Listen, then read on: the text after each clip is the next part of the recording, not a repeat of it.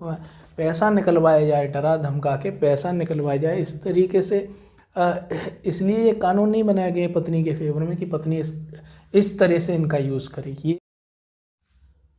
Wife can not seek alimony to equalize husband current wealth, Supreme court.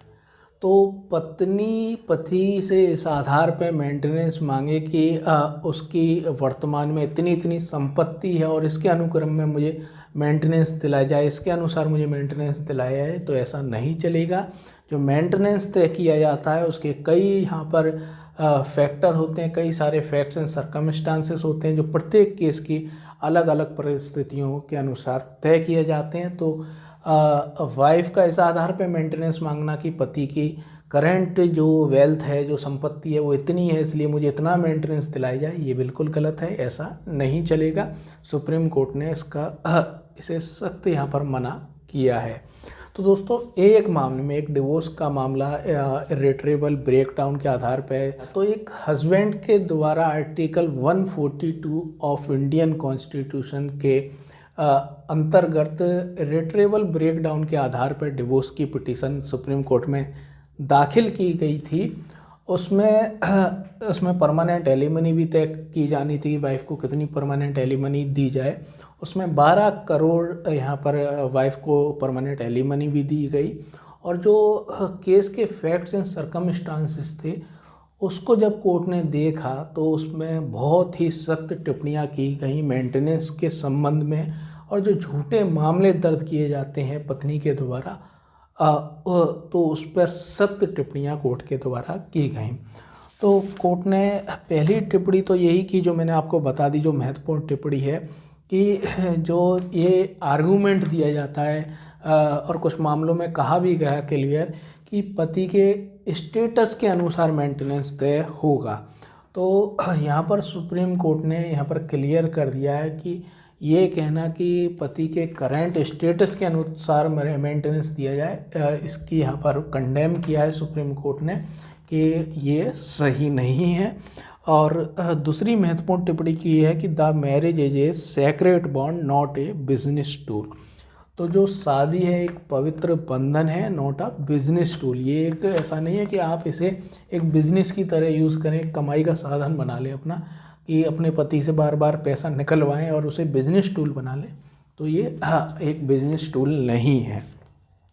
It can not be expected to the husband to maintain his wife as per his present status. ये किसी भी पति से ये expectation नहीं की जाती कि वो जब उसका स्टेटस बदलता है तो वो अपने वर्तमान स्टेटस के अनुसार अपनी पत्नी का भरण पोषण करे। यानी कि पत्नी ये नहीं कह सकती कि जो उसके पति का स्टेटस है, आज उसका स्टेटस बहुत ऊंचा हो गया है, वो बहुत ज़्यादा कमाने लग गया है, कल उसकी तनख्वाह 1 लाख थी अब 3 लाख हो गई है, इसीलिए मेरा मेंटेनेंस बढ़ा दिया जाए। तो केवल इस ग्राउंड पे मेंटेनेंस तय नहीं किया जाएगा। हस्बैंड को फोर्स नहीं किया जा सकता मेंटेनेंस देने के लिए। इस आधार पे ये महत्वपूर्ण टिप्पणी सुप्रीम कोर्ट के द्वारा की गई है इस मामले में। Strict provision of laws for the welfare of women and not for chastise threaten domineer or extort there husbands. तो जो कठोर कानून बनाए गए हैं वो महिलाओं के फेवर में इसीलिए बनाए गए हैं क्योंकि उनका एक्सप्लॉयटेशन रोका जा सके, जो डॉरी की डिमांड की जाती है समाज में उसको सुधारा जा सके, उसको रोका जा सके, इसलिए बनाया गया। ना कि इसलिए बनाया गया कि जो पति को दंडित किया जाए, उसको डराया धमकाया जाए, पति और पति के परिवार वालों को डराया धमकाया जाए और उनसे यहाँ पर एक्सटॉर्ट मनी, यहाँ पर पैसा निकलवाया जाए, डरा धमका के पैसा निकलवाया जाए। इस तरीके से इसलिए ये कानून नहीं बनाया गया पत्नी के फेवर में कि पत्नी इस तरह से इनका यूज़ करे। ये कठोर टिप्पणी सुप्रीम कोर्ट के द्वारा की गई है इस मामले में। और एक महत्वपूर्ण टिप्पणी और की गई है कि जो आईपीसी के अंतर्गत जो रेप का सेक्शन है, क्रिमिनल इंटिमिडेशन का सेक्शन है और subjecting a married to women to cruelty, यानी कि डॉरी के संबंध में जो प्रोविज़न है कि दहेज की मांग को लेकर जो मेंटली और फिजिकली शोषण किया जाता है महिला का, तो ये सब जो सेक्शन है इसका पत्नियों के द्वारा, जो कुछ पत्नियों के द्वारा इनका जो यूज़ किया जाता है कंबाइंड पैकेज के तौर पे यूज़ किया जाता है।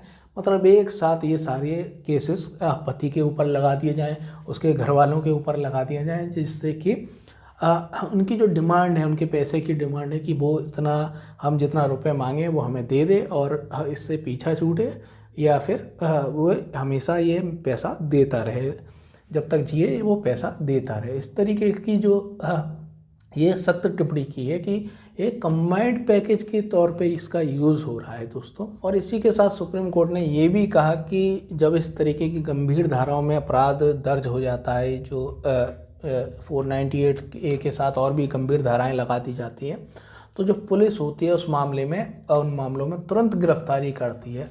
और यहाँ तक कि जो बड़े, जो उनके माता पिता हैं, जो पति के बूढ़े माता पिता हैं, बिस्तर में जो पड़े हुए बेचारे, चल फिर भी नहीं सकते हैं, उनको भी उठा लेती है पुलिस, गिरफ्तार कर लेती है।